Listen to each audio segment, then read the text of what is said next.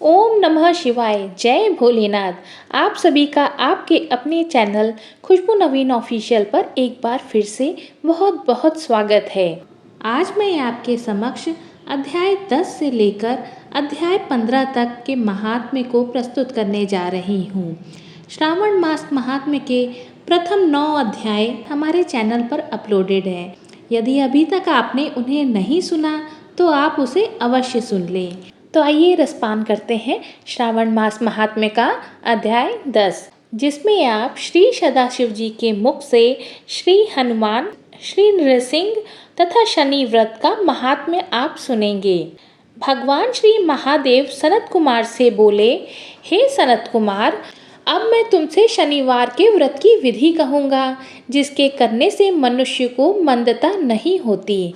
श्रावण मास में शनिवार के दिन 3 देवताओं श्री नृसिंह, श्री हनुमान तथा शनि का अर्चन करना चाहिए। दीवार या खम्भे पर नृसिंह जी की मूर्ति बनाकर लक्ष्मी सहित जगतपति नृसिंह का हल्दी एवं चंदन, नीले अथवा पीले फूलों द्वारा अर्चन करना चाहिए। खिचड़ी तथा हाथी चक साड़ के नैवेद्य का भोग लगाना चाहिए।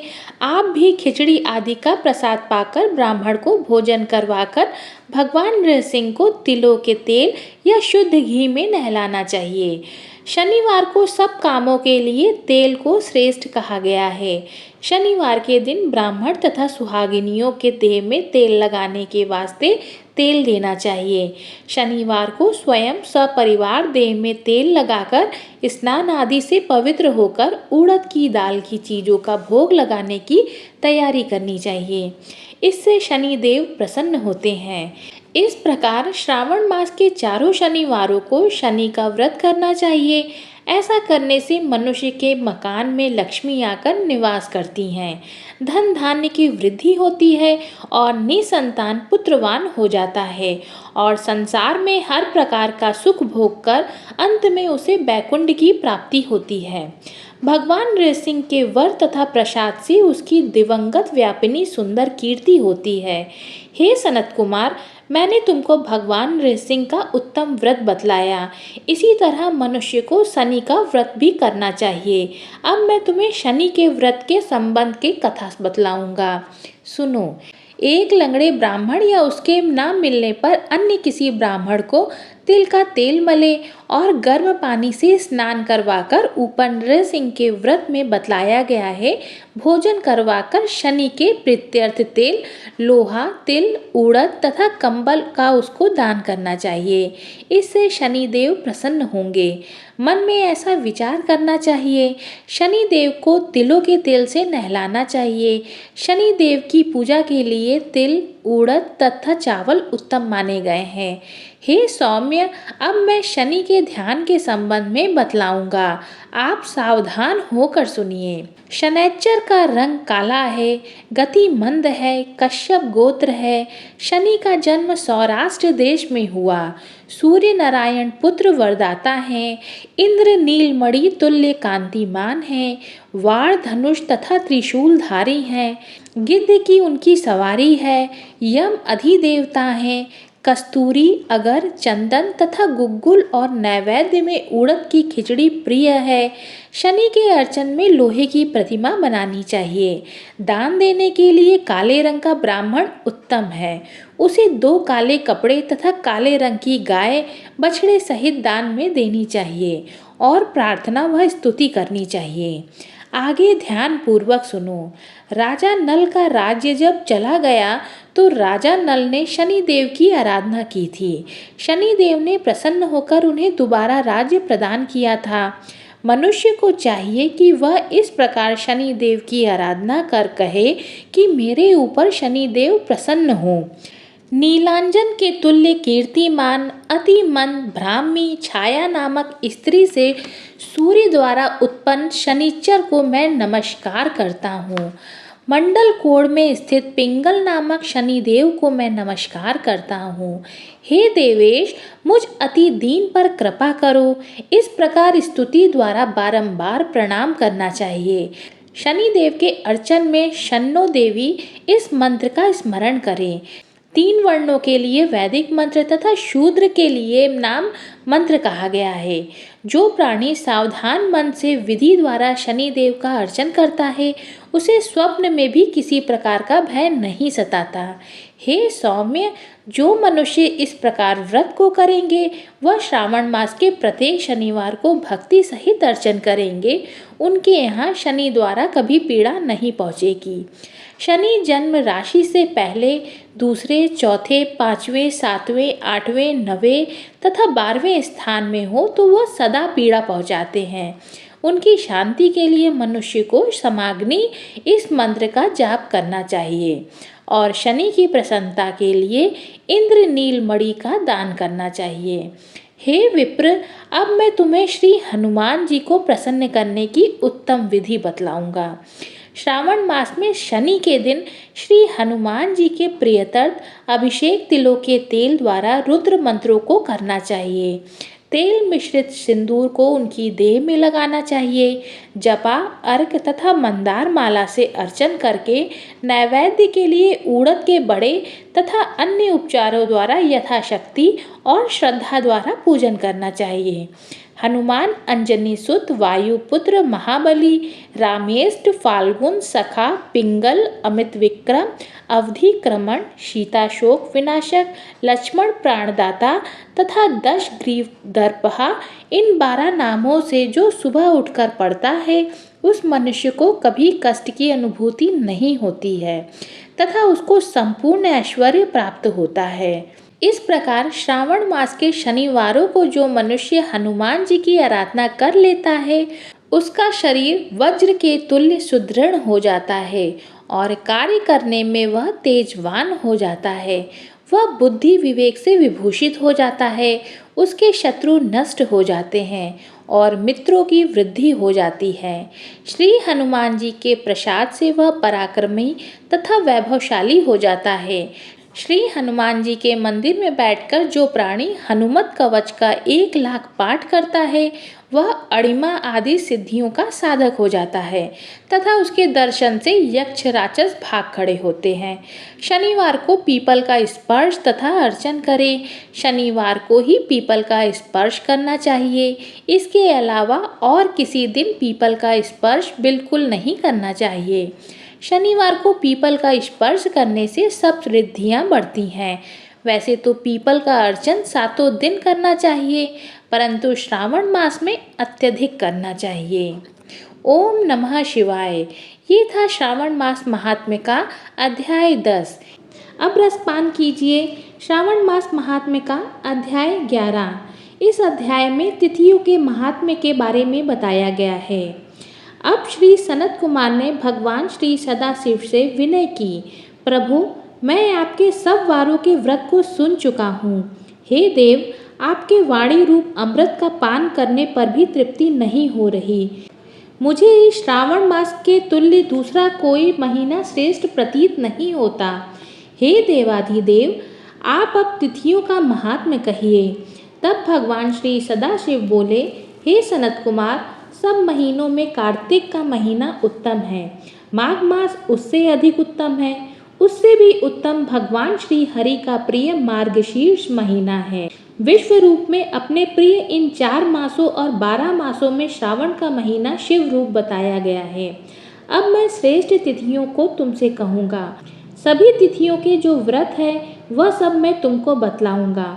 श्रावण मास की प्रतिपदा तिथि सोमवार युक्त हो तो उस मास में 5 सोमवार होंगे।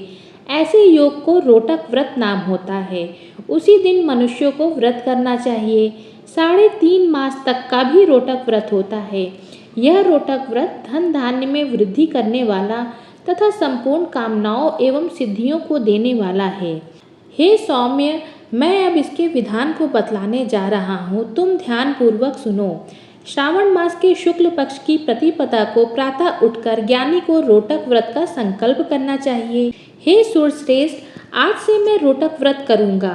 हे जगत गुरु, मुझ पर आप कृपा करें। यूँ संकल्प करके प्रतिदिन भगवान सदाशिव का अर्चन करें।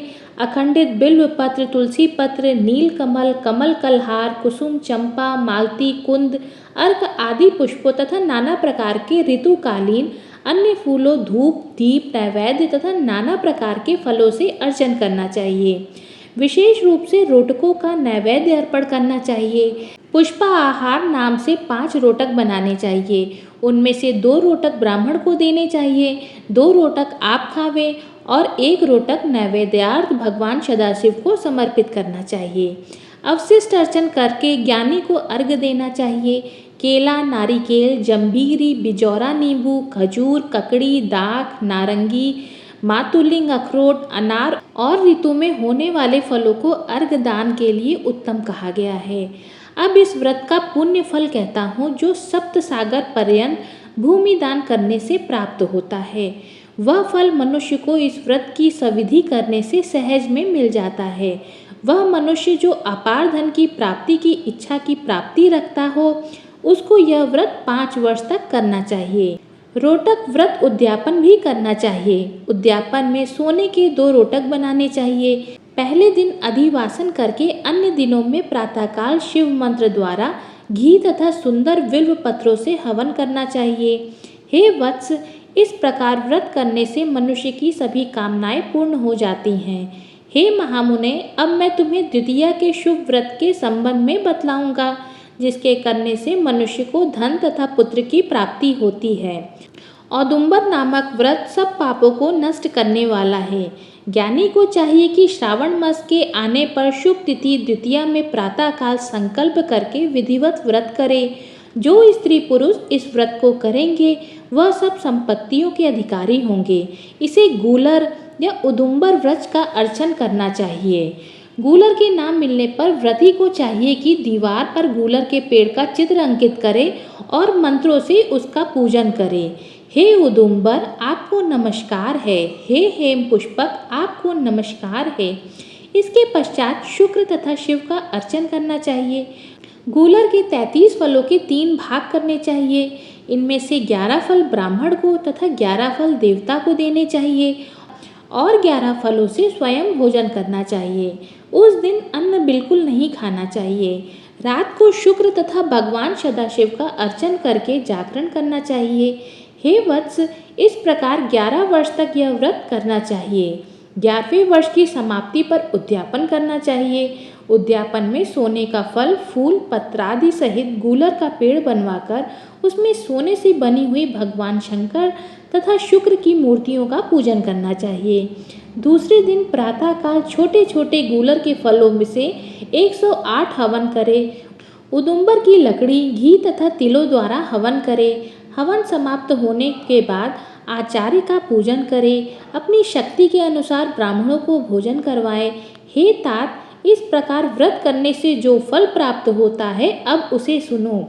जैसे यह पेड़ बहुत फलों से युक्त होता है, वैसे ही साधक के यहाँ बहुत से पुत्र होते हैं और उसके वंश की वृद्धि होती है।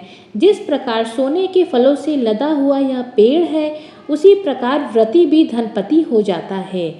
भगवान श्री सदाशिव ने कहा, मैंने यह व्रत किसी दूसरे पर प्रकट नहीं किया। इस गोपनीय व्रत को केवल तुमसे ही कहा है। इसमें संशय न करके यह व्रत श्रद्धा भक्ति से करना चाहिए। ओम नमः शिवाय। ये था श्रावण मास महात्म्य का अध्याय 11।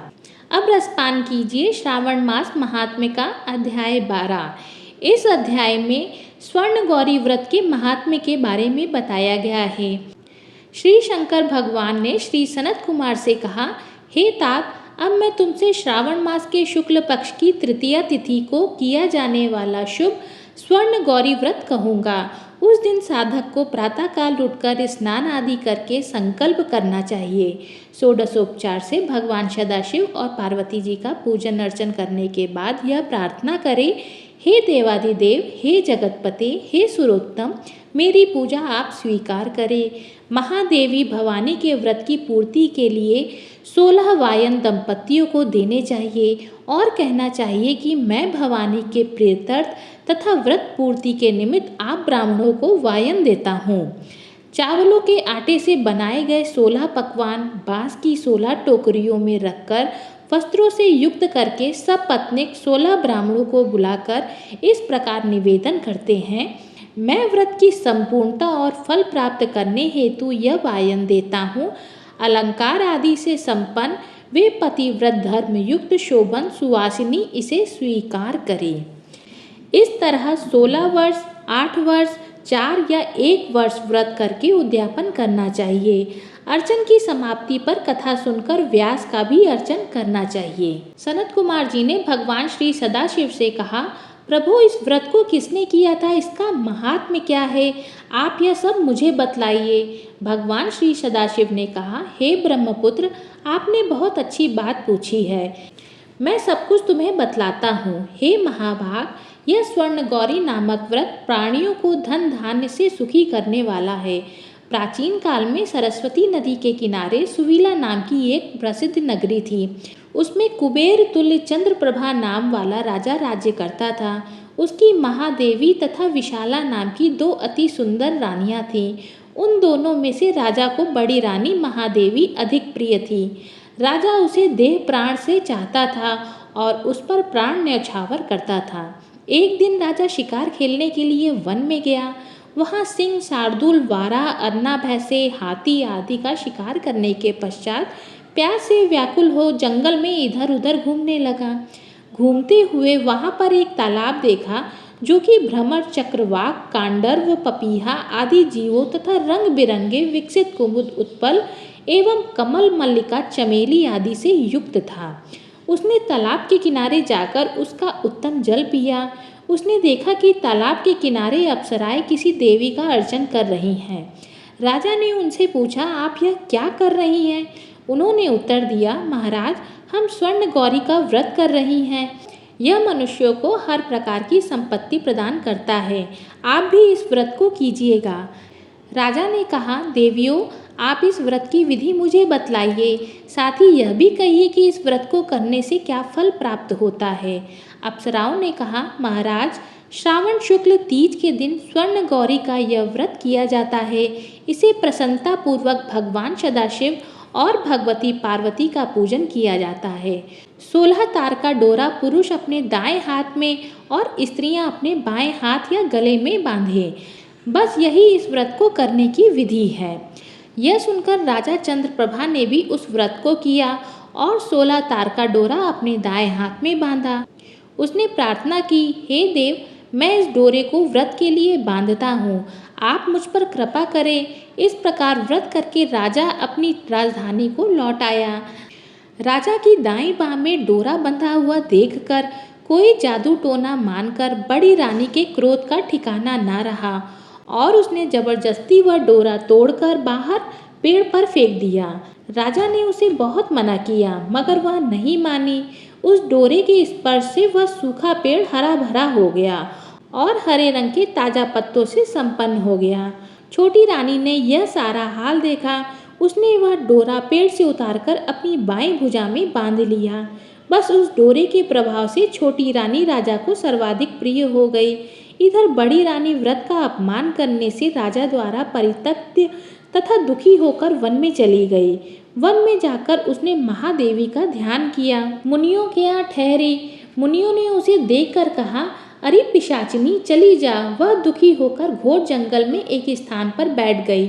उसको दुखी देखकर देवी ने दया करके उससे दर्शन दिए।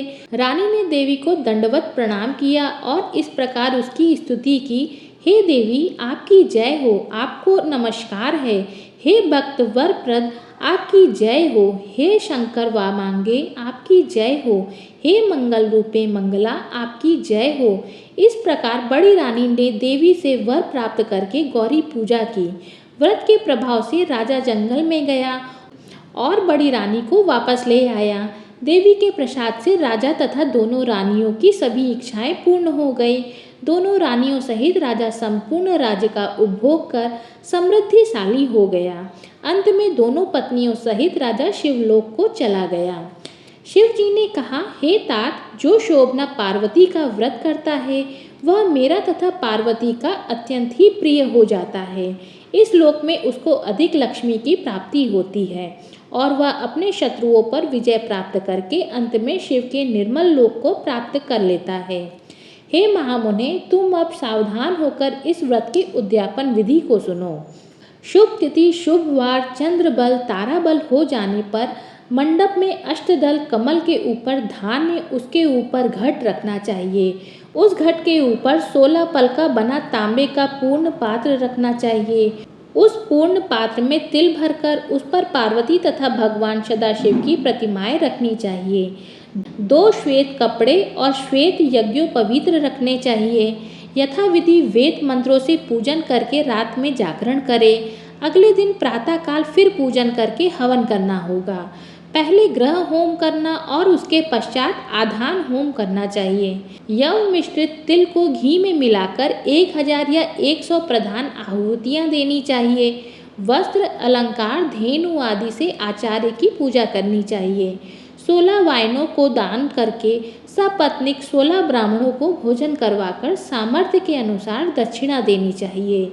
इतना हो जाने के बाद हर्षोल्लास से सगे संबंधियों सहित स्वयं भोजन करना चाहिए। ओम नमः शिवाय। ये था श्रावण मास महात्म्य का अध्याय 12। अब रसपान कीजिए श्रावण मास महात्म्य का अध्याय 13, जिसमें आप दुर्गा गणपति व्रत की कथा का महात्म्य सुनेंगे। श्री सनत कुमार जी ने भगवान श्री सदाशिव से पूछा, प्रभु, किस व्रत को करने से अतुल सौभाग्य प्राप्त होता है तथा वह प्राणी पुत्र, पौत्र, धन और ऐश्वर्य प्राप्त करके सुख भोगता है? भगवान, मुझे उन व्रतों में से उत्तम व्रत को भी बतलाइए। यह सुनकर भगवान श्री सदाशिव ने श्री सनत कुमार जी से कहा, त्रैलोक के प्रसिद्ध दुर्गा गणपति नामक व्रत को, जिसे भगवती पार्वती ने श्रद्धा से किया था, वर्णन किया है।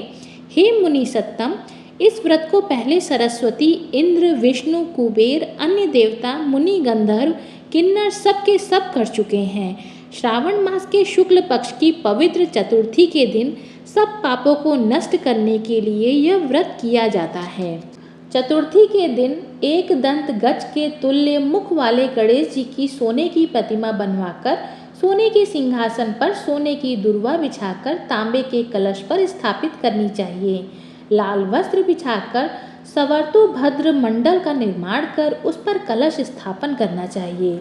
लाल फूलों या 5 पल्लवों, अपामार्ग, शमी, दुर्वा, तुलसी, बिल्व पत्र, ऋतुकाल में होने वाले अन्य सुगंधित फूलों तथा नाना प्रकार के फलों आदि का नैवेद्य रखकर षोडशोपचार से गणेश जी की पूजा करके प्रार्थना करनी चाहिए। मैं इस स्वर्ण निर्मित प्रतिमा में विघ्नेश का आवाहन करता हूँ। यहाँ पर कृपा निधि आवे। रत्नों से जड़ित उत्तम सोने का सिंहासन आसन के लिए देता हूँ, आप इसे स्वीकार करें। हे उमासुत, हे विश्वव्यापिन, हे सनातन, आपको नमस्कार है। मेरे विघ्न समूह का नाश करे, आपको यह पाद्य देता हूँ। हे भगवान, आप गणेश्वर देव, उमा पुत्र विधाता हैं। आपके लिए इस अर्घ को देता हूँ। हे भगवान, आप इसे स्वीकार करें। विनायक वरद गणेश जी को नमस्कार है, नमस्कार है। हे भगवान, आपको आचमनीय देता हूँ। हे सुरपुंगव, प्रार्थना करके सब तीर्थों का जल आपके लिए लाया हूँ। ऐसे जल को आप स्वीकार करें। सिंदूर केसर से रंगे हुए आपके लिए 2 वस्त्र दिए हैं, आपको नमस्कार है। उमा मंगल संभूत, आप सब विघ्नों का नाश करने वाले हैं। हे लंबोदर देव, इस चंदन को आप स्वीकार करें। हे सुरश्रेष्ठ, लाल चंदन चर्चित इन अक्षतों को मैंने भक्ति से चढ़ाया है। हे सुरश्रेष्ठ, इसे आप स्वीकार करें। चंपक केतकी जपा फूलों से मैं गौरी व्रत की पूजा करता हूँ, मुझ पर प्रसन्न हो। लोगों के अनुग्रह के लिए तथा दानवों के वर्धार्थ एकदंत यह आपका पतवार है। हे भगवान, प्रसन्नतापूर्वक इस धूप को आप स्वीकार करें। सर्व ज्योति प्रकाशक, सर्व सिद्धि देने वाले आप महादेव के आत्मज हैं। इस दीपक को मैं आपके लिए देता हूँ, आपको नमस्कार है। गणनांतवा इस वैदिक मंत्र से लड्डू आदि तथा चतुर्विध अन्नों को और खीर, लड्डू आदि कपूर तथा इलायची युक्त पान आदर से मुख में रखने के लिए दे रहा हूँ। अतः आप मुझे शांति दे। हे गणेश्वर, हे गणाध्यक्ष, हे गजानन, गौरी पुत्र, मेरा व्रत आपके प्रसाद से परिपूर्ण हो। इस प्रकार अपने वैभव के विस्तार हेतु विघ्नेश की पूजा करके सामग्री सहित आचार्य एवं गणाध्यक्ष से प्रार्थना करें हे भगवान, हे ब्रह्मा, गणनाथ, इसे आप दक्षिणा सहित स्वीकार करें। आपकी कृपा से मेरा यह व्रत पूर्ण हो।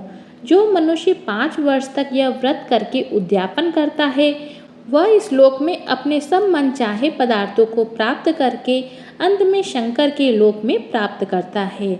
यदि इस व्रत को 3 वर्ष तक करे तो सब सिद्धियों को प्राप्त कर लेता है और अंत में उसको शंकर के लोक की प्राप्ति होती है। इस उत्तम व्रत को जो प्राणी उद्यापन के बिना करता है, यथाविधि पूरा वर्ष व्रत करने पर भी सब न करने के समान अर्थात निष्फल हो जाता है। उद्यापन के दिन तिलों द्वारा स्नान करना चाहिए। फिर गणेश की 1 पल, आधा पल या चौथाई पल सोने की प्रतिमा बनवाकर उसको पंचगव्य द्वारा स्नान कराकर दूर्वा से पूजा करनी चाहिए। मनुष्य को चाहिए कि इस मंत्र द्वारा उनका पूजन करे। हे गणाधीश, उमापुत्र, अग्निनाशन, आपको नमस्कार है। हे विनायक, हे ईशपुत्र, हे सर्वसिद्धि प्रदायक, हे हेमवक, हे मूषक वाहन, हे कुमार गुरु, आपको नमस्कार है। इन सभी नामों से अलग अलग पूजा करनी चाहिए। पहले दिन अधिवासन करना चाहिए और दूसरे दिन प्रातःकाल हवन करना चाहिए। ग्रह होम कर दूर्वा तथा लड्डू से प्रधान होम करना चाहिए। धूप तथा लड्डू के प्रधान होम के पश्चात पूर्ण आहुति करके आचार्य आदि ब्राह्मणों का अर्चन करे। अपनी शक्ति के अनुसार अधिक दूध देने वाली गाय बछड़े सहित दान करे। हे सनत कुमार, ऐसा व्रत करने से मनुष्य सभी कामनाओं से पूर्ण कर लेता है। शंकर भगवान ने श्री सनत कुमार से कहा, हे वत्स, मैं अपने प्रिय पुत्र के व्रत करने वाले पर प्रसन्न होकर उसे भूमि के सब सुखों को दे देता हूँ। अंत में उसकी सद्गति भी करता हूँ। जैसे कि शाखा प्रशाखाओं द्वारा दूर्वा वृद्धि को प्राप्त होती है, वैसे ही पुत्र पौत्र आदि संतति की वृद्धि होती है। हे सनत कुमार, मैंने यह गुप्त दुर्गा गणपति व्रत आपसे कहा है। यह अत्यंत उत्तम है। इसे सुख की इच्छा वाले मनुष्य को अवश्यमेव करना चाहिए। ओम नमः शिवाय। ये था श्रावण मास महात्म्य का अध्याय 13। अब रसपान कीजिए श्रावण मास महात्म्य का अध्याय 14, जिसमें आप नागपंचमी व्रत के महात्म्य की कथा सुनेंगे। श्री सदाशिव ने श्री सनत कुमार से कहा, हे महामुने, श्रावण मास के शुक्ल पक्ष की पंचमी तिथि को जो कुछ करना चाहिए अब उसके संबंध में बतलाऊंगा। ध्यान पूर्वक सुनो। साधक को चाहिए कि वह चतुर्थी को केवल एक बार भोजन करे और पंचमी वाले दिन उसे सोने अथवा चांदी का नाग निर्माण कराना चाहिए और नक्त व्रत करना चाहिए। नक्त व्रत रखकर उसे काठ या मिट्टी का 5 फनों वाला नाग बढ़ई अथवा कुम्हार से बनवाना चाहिए तथा भक्ति द्वारा उसका पूजन करना चाहिए। अपने घर के मुख्य द्वार के दोनों तरफ गोबर के 5 फनों वाला सांप बनाकर उसकी दूध तथा खीलों से पूजा करनी चाहिए। करवीर, मालती, चमेली तथा चंपा के फूलों द्वारा रमणीय गंध, अक्षत, धूप और दीप से पूजा करनी चाहिए। ब्राह्मणों को घी के लड्डू तथा खीर का भोजन करवाना चाहिए। अनंत वासुकी, शेष, पद्मनाभ, कंबल, करकोटक, अश्व, धृतराष्ट्र, शंखपाल, कालिय तथा लच्चक, इन नागों के कुलाधीप को हल्दी व चंदन से दीवार पर अंकित करना चाहिए तथा नाग माता कद्रू को भी अंकित करके फूल आदि से पूजा करनी चाहिए। साधक को नाग देवताओं का पूजन करके घी और खांड मिलाकर उनको दूध पिलाना चाहिए। उस दिन लोहे की कढ़ाई में कोई पकवान ना पकाना चाहिए। गेहूं और दूध का पायस बनाकर भुना चना, धान का लावा, भुने हुए जौ नागों को देने चाहिए और आप भी उन्हीं चीज़ों को खाना चाहिए। साथ ही अपने बच्चों को भी यही भोजन करवाएं। ऐसा भोजन करवाने से छोटे बच्चों के दांत मजबूत हो जाते हैं। बाम्बी के नज़दीक गान वाद्य द्वारा उत्सव मनाना चाहिए। स्त्रियां भी श्रृंगार करके उत्सव में सम्मिलित हों। ऐसा करने वाले मनुष्यों को जीवन भर कभी सांप का भय नहीं होता। भगवान श्री सदाशिव ने श्री सनत कुमार से कहा, हे महामुने, सांसारिक जीवों के कल्याण मैं आपसे कुछ कहूँगा, उसे ध्यान पूर्वक सुनिए। सांप के दर्शन मात्र से मनुष्य की अधोगति होती है। सांप हमेशा तमोगुणी होता है, इसमें संशय नहीं है। पूर्व विधि द्वारा एक भुक्त आदि का नियम कर ब्राह्मणों के सहित प्रेम से नाग बनाकर पूजा करनी चाहिए। इस तरह 12 मासों की शुक्ल पक्ष पंचमी के दिन व्रत करना चाहिए। वर्ष की समाप्ति पर शुक्ल पक्ष की पंचमी को फिर पूजा करनी चाहिए। नागों के भोजन के उद्देश्य से साधु संतों और ब्राह्मणों को भोजन करवाना चाहिए। इतिहासविद को रत्न विभूषित सोने का नाग देना चाहिए। सामग्री सहित सवत्सा गौदान देने के समय नारायण विभु का स्मरण करें।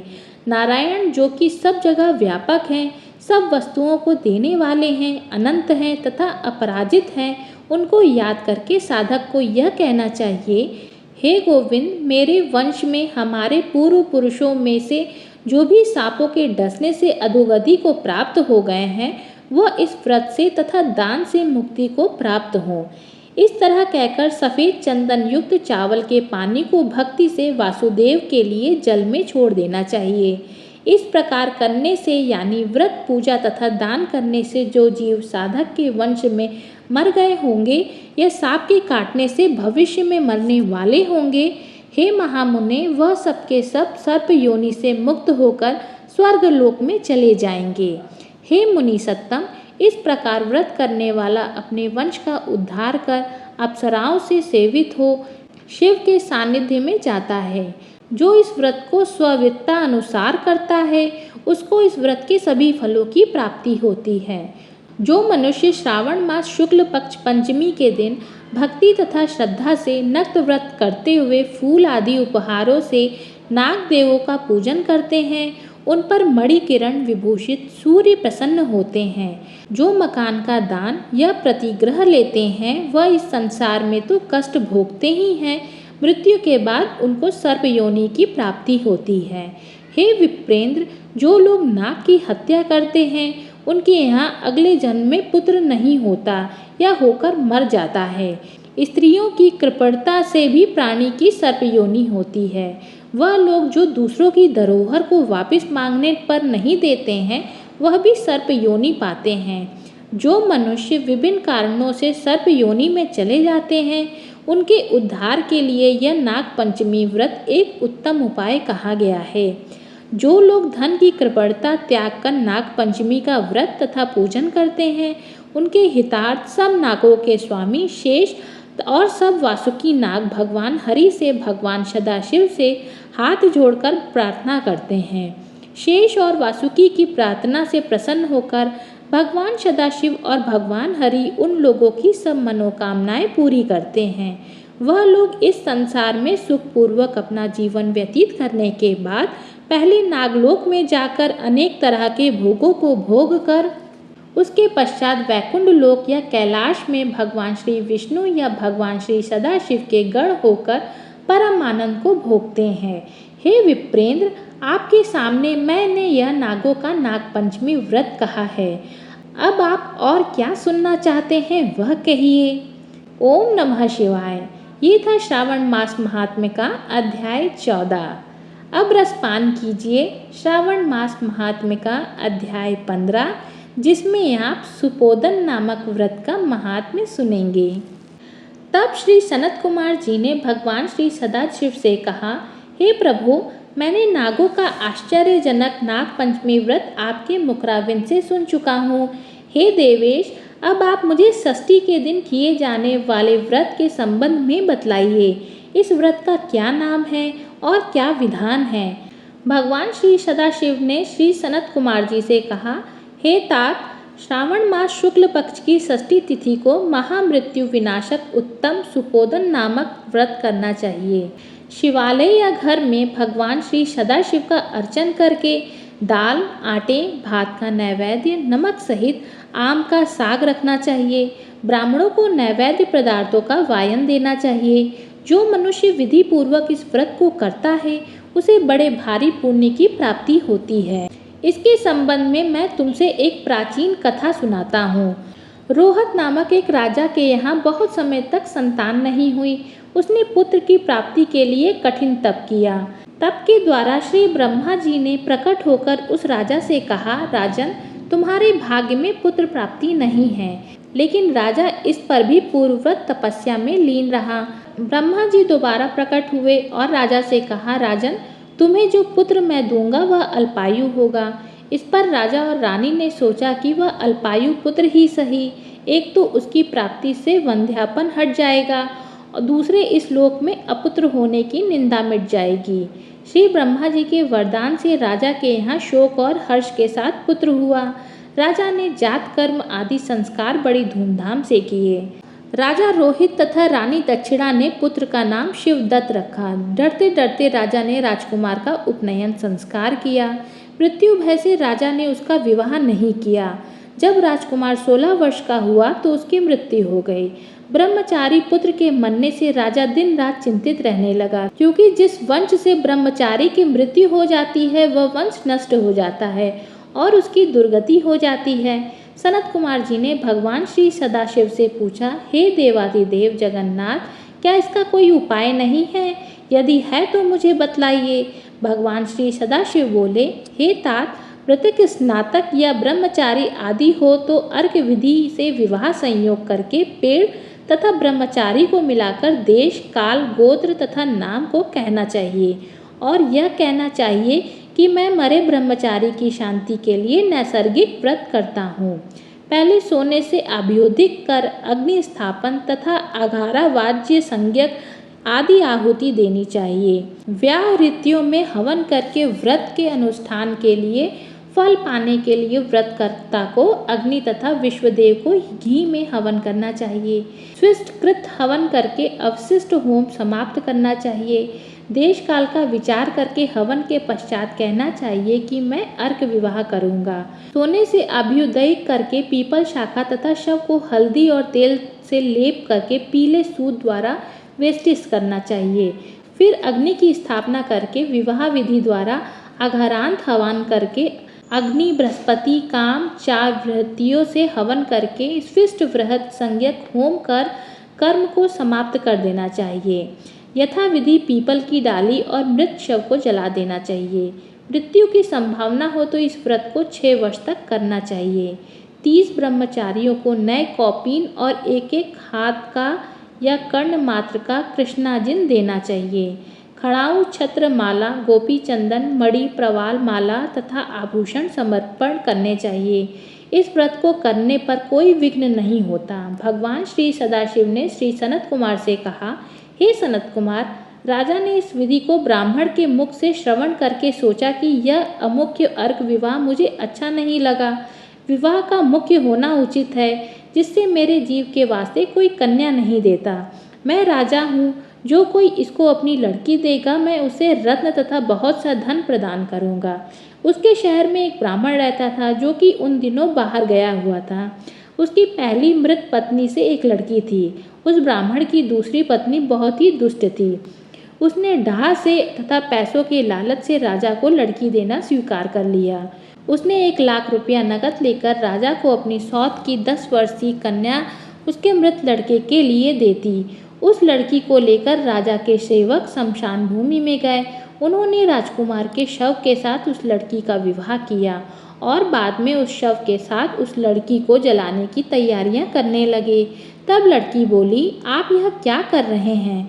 लड़की की बात सुनकर वे सब दुखी होकर बोले, यह तेरा पति है, हम इसकी देह को जला रहे हैं। लड़की डरकर रोने लगी। उसने कहा, आप मेरे स्वामी को क्यों जलाते हैं? मैं इसे जलाने नहीं दूंगी। आप सब लोग यहाँ से जा सकते हैं। मैं तो यहीं इनके पास रहूंगी और जब ये उठेंगे इनके साथ ही घर आ जाऊंगी। लड़की का हठ देखकर सब करुणा से आदरचित होकर वहाँ से चले गए। उस समय सब बूढ़ों ने कहा, यह घोर कष्ट है, हम किसी का भविष्य तो नहीं जान सकते। यह लड़की बेचारी अपनी सौतेली माँ के द्वारा बेची गई है। इसके तो भगवान रक्षक हैं। हमें मरे हुए राजकुमार और इस कन्या को हरगिज नहीं जलाना चाहिए और यहाँ से चले जाना चाहिए। इसके बाद सब लोग अपने अपने घरों को वापस लौट गए। अब वह छोटी सी लड़की, जो कि कुछ भी नहीं समझ सकती थी, शव के पास अकेले बैठी हुई रोने लगी और बार बार भगवान श्री सदाशिव तथा भगवती पार्वती को याद करने लगी। उधर दया सागर भगवान सदाशिव तथा भगवती पार्वती भी बार बार उसको याद करने लगे और नंदी पर सवार हो शीघ्र ही उस बालिका के पास पहुँचे। बालिका ने जब भगवान श्री सदाशिव और भगवती पार्वती को देखा तो वह अपने स्थान पर से उठी और उन्हें प्रणाम किया। उसे भगवान तथा भगवती के आने से बहुत संतोष हुआ। उसने भगवान सदाशिव से पूछा, क्या मेरे पति जी उठेंगे? उसके सहज बाल भाव को देखकर कृपालु भगवान सदाशिव पार्वती ने कहा, हे बालिके, तेरी माँ ने सुपोदन नामक व्रत किया था।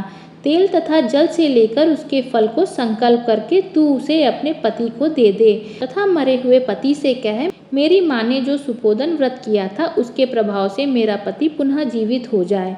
बालिका ने भगवान सदाशिव तथा भगवती पार्वती के आदेशानुसार वैसा ही किया। शिवदत्त तुरंत उठकर बैठ गया। भगवान सदाशिव तथा भगवती पार्वती उस बालिका को व्रत करने का आदेश देकर अंतर्ध्यान हो गए।